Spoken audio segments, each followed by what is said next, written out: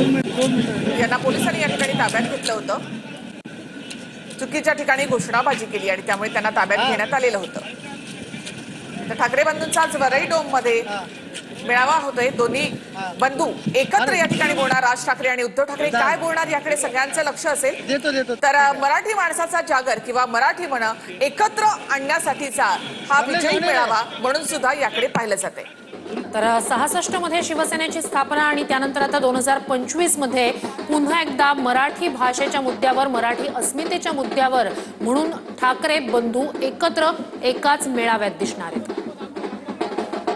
कार्यकर्त्यांचा उत्साह पाहता ठाकरे नावाची जादू अजूनही या ठिकाणी आपल्याला पाहायला मिळत आहे।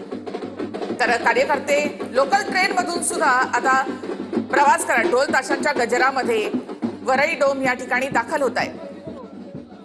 तर ही मुंबईतली दृश्य म्हणजे मुंबईच्या उपनगरात राहणारे हे सगळे शिवसैनिक मनसैनिक आहेत जे वरळी डोम मध्ये या मेळाव्यासाठी म्हणून येतात।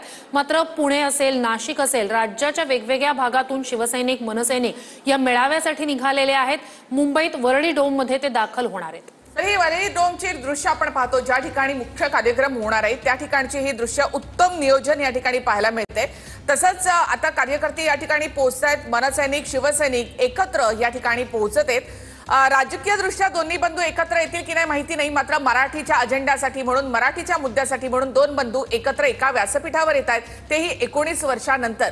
त्यामुळे दोन्ही बंधूंना ऐकण्यासाठी, ठाकरे बंधूंना ऐकण्यासाठी मोठी गर्दी या ठिकाणी अपेक्षित आहे आणि तशीच सोय वरळी डोम मध्ये करण्यात आली आहे। कार्यकर्ते आता या ठिकाणी पोहोचतायत। 10 वाजेपर्यंत पूर्ण वरळी डोम या ठिकाणी भरून जाईल असा विश्वास या ठिकाणी मनसेचे आणि शिवसेनेच्या पदाधिकाऱ्यांनी व्यक्त केलेला आहे।